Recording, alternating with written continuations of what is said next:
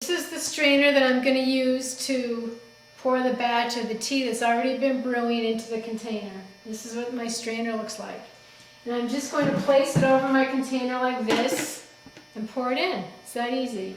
Now this will catch some of that bacteria that you saw me scoop off the SCOBY. There's more of that inside the kombucha tea batch, and this is what it's just going to help me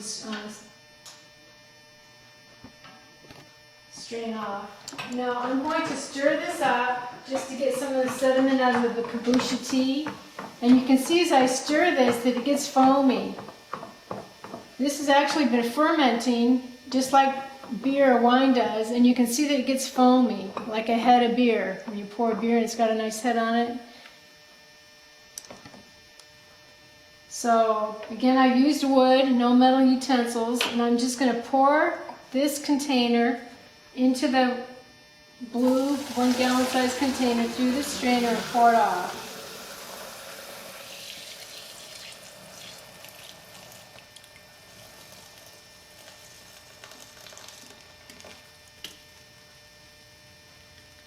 Now I'm going to just rinse this out. You don't have to wash it and dry it every time, okay? Because the same stuff that was in here is going back in here again. And when you brew the kombucha tea, it has alcohol in it, a little bit of alcohol. You're not going to get drunk off of it, but it has alcohol on it, which is going to keep some of the bacteria from growing. So I'm going to just rinse this out.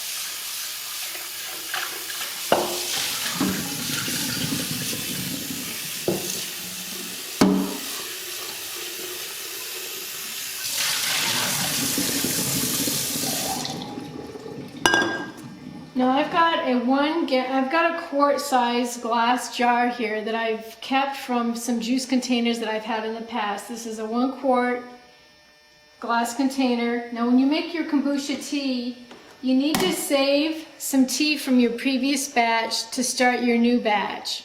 So you have to have mix the old with the new. And what I'm going to do is from this batch that I just poured out, I'm going to pour in enough tea to make a quart from this container.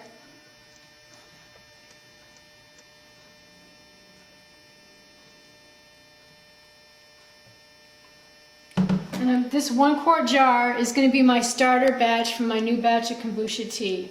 Alright, so I'm going to just pour this in here.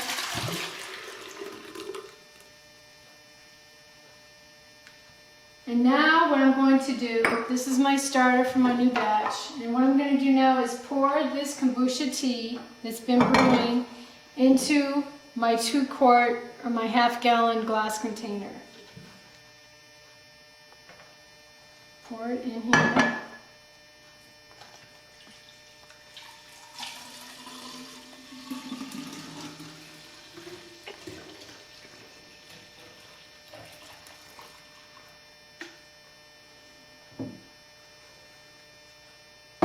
So that's 1 half gallon.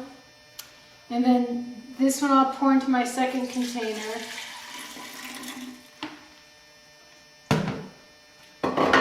And then I'm going to do the same thing with another batch of kombucha tea that I've had brewing. This is the second batch.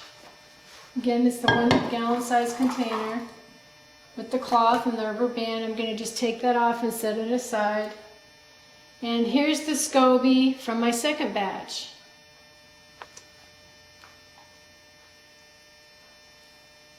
And here again you can see that yucky green stuff.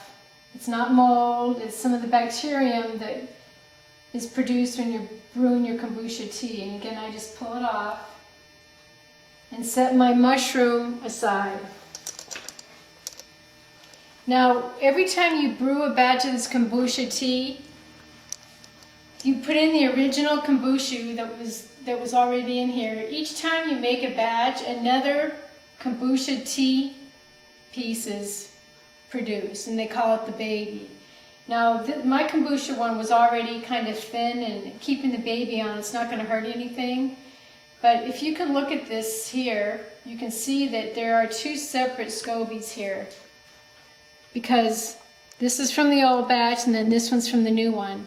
Now, if you want to give one of these to a friend or a family member or somebody that wants to start making kombucha, you can separate these two pieces and give one to a friend for them to start their own batch, and I've done that in the past. All right, but because this mushroom isn't really thick right now, I'm going to just keep the two together for my next batch of kombucha tea. And again, I've got my wooden ladle here. I'm going to stir this up. You can see and this is just to get the sediment from the bottom of the container. All right. I'm going to pour it off.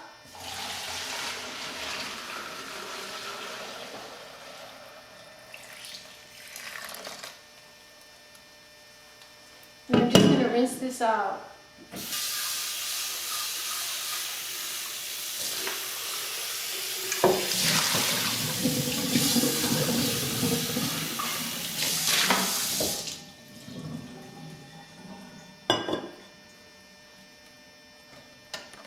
Okay, I'm going to now pour off another quart of my tea from my previous batch to use as a starter for my new batch of kombucha.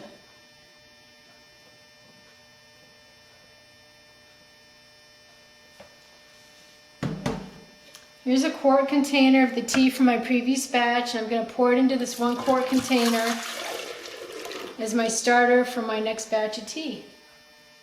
And then I'm going to pour this into the remaining part of this into my other container.